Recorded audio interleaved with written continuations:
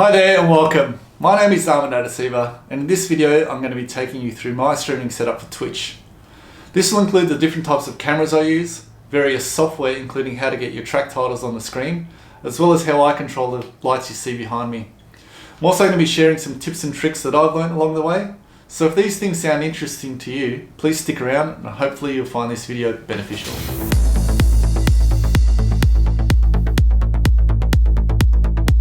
So the first thing I'm going to talk about is the cameras I use. I've got 4 cameras in my setup. I've got 2 GoPros and 2 Panasonic cameras. The GoPro is GoPro Hero 5. It's a bit of an older version, but I think a lot of the new GoPros have the same sort of thing. They're better obviously, but most importantly is you need HDMI out. This one's got micro HDMI. Same with my Panasonic Lumix G7, that's like a SLR. And I've also got this Panasonic camera, which is kind of like the old point and shoot handycams. If you've got some of these, one of these laying around, you can use it, as long as it's got HDMI out, which all these cameras have. And most importantly, if they do have HDMI out, you need to make sure they've got clean HDMI out. And what that means is when you plug a HDMI cable in and connect it to your TV or something, you don't get any of the extra information like how much battery there is, the aperture and all that sort of stuff. You can get around it by probably cropping your image, but it's easier if there's just clean HDMI out. To use the cameras as inputs into your streaming software, you need something like this. I've got a few of these. They're just called HDMI capture cards. They come in different sorts. When I first got my very first one, which was this one, it was quite expensive. I think I paid $60 or $70.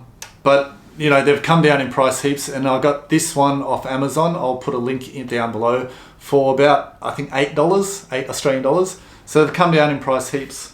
So what you do, basically, your HDMI out goes in one end, as so. The other end into your HDMI camera, and then basically USB into your computer, and it'll appear in your streaming app. I use OBS as a video source, and it's simple as that really. The only difference between all these is they come up as different names in OBS as different input sources, and that's about the only difference. They all seem to work fine. Now, one important thing I found when I was going through my whole setup is my computer didn't have many USB inputs, so I had to get a USB hub. And initially I just got one of these, which is like a USB hub, you know, connected in, connect more devices. It really struggled.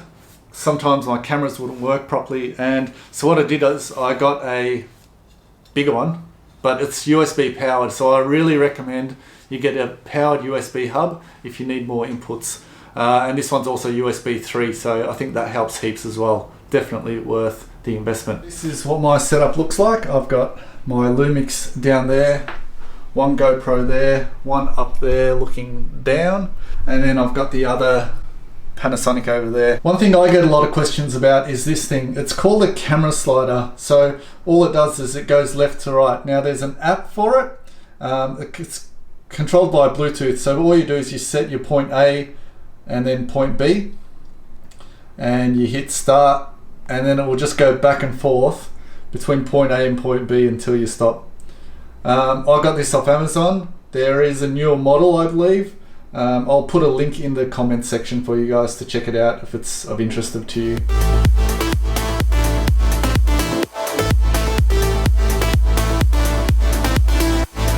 To get track titles on your stream with Pioneer equipment, I've got the XDJ1000s. On the back of these there's network ports, so usually they connect to each other, but in this instance you connect the 2 Pioneer decks to this hub or a switch, and then you connect your computer to the same hub or switch, which you'll notice on my computer there is Thunderbolt and Wi-Fi. So Thunderbolt is basically the connection here, and then this app is called ProLink.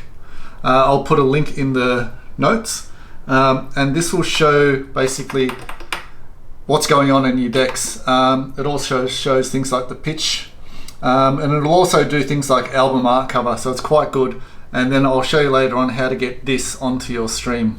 So now we're going to go from the setup to the streaming. Alright, just getting to the business end now. I'm going to show you how to put all these things into OBS, which is the streaming software that I use. It's free, you can get it on Mac, PC and Linux.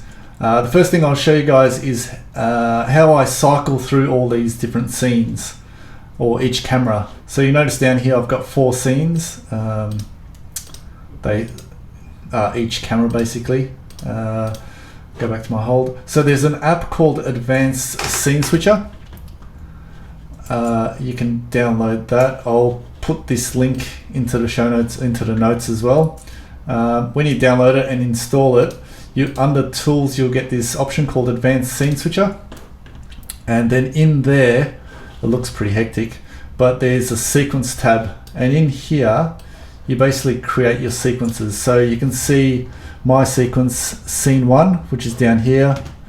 When that's active, it'll switch to scene 2 after 10 seconds using the fade, and then scene 2 to go to scene 3 after 10 seconds, scene 3 to scene 4, and scene 4 back to scene 1. So it will just cycle through all these in a continuous loop. And obviously you can see my holding screen doesn't change.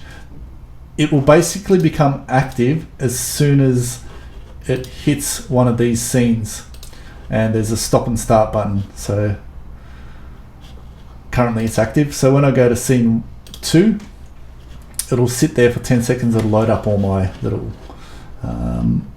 overlays and stuff. It'll sit there for 10 seconds and then it'll switch to the next scene, and it'll just keep cycling through until you tell it to stop, really, or until you go back to your hold screen. So next thing I'll stop this just so I can show you guys some of the other things.